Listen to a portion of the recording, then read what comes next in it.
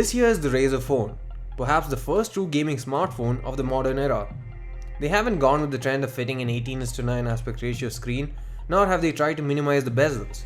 But in fact, they've chosen to use the base design of the Nextbit Robin and create a smartphone that's perfect for gamers. Accidental touches and a lack of space to rest your hands has been an issue with smartphones, especially when gaming. The Razer phone fixes that and has several other USPs that make it special. This is Sandeep from Revetless. Let's take a look at the unboxing and first impressions.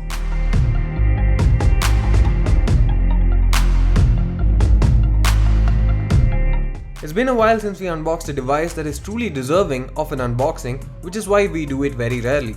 However, the Razer phone comes in a really stylish box that deserves to be unboxed. It comes in a stealth black box that has the Razer insignia on top and the logo on the magnetic flap. The box opens up to reveal a thank you note as well as the Razer phone itself. You get a quick start guide, Razer stickers, and also a really cool SIM ejector pin. In the box, you'll also find a USB Type-C to 3.5mm audio jack, since the phone doesn't have an audio jack, as well as a Type-C to Type-A cable, and both the adapter as well as cable are of really high quality and have nylon braided wires. Finally, you get a chunky charger that supports Qualcomm Quick Charge 4.0 Plus that's rated 5V at 3A, 9V at 2.67A, and 12V at 2A. Anyone who has used the Nextbit Robin will find the Razer phone to be very familiar. The design is almost identical, with the Razer phone being an enlarged version of the same and swapping the cheap plastic parts in favor of a metal body. It's a bit chunky and the large footprint will take some getting used to, especially due to the flat sides. It feels good in the hand thanks to a soft touch matte black finish which provides great grip and also keeps fingerprints at bay. The display is a 5.7-inch 1440p 16:9 IPS panel protected by Corning Gorilla Glass 3, which in itself doesn't sound all that impressive. However, the Razer phone has a party trick up its sleeve in the form of a customizable refresh rate.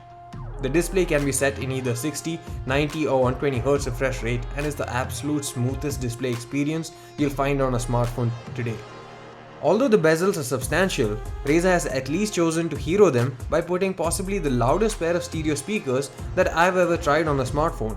We'll talk about the screen and audio quality in detail during our review, but both are surprisingly good from what we tried so far. The fluidity is something that's also aided thanks to the 8GB of RAM and a Snapdragon 835 processor. There's 64GB of internal memory that can be expanded using the hybrid dual SIM card slot. There's a fingerprint scanner on board as well that is housed in the power key on the right side.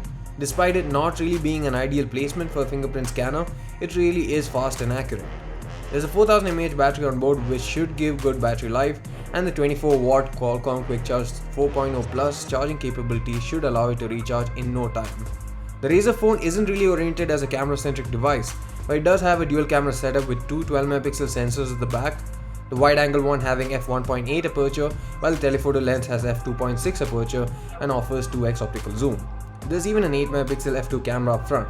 Here are some samples that'll give you an idea of the camera performance until our camera review is out.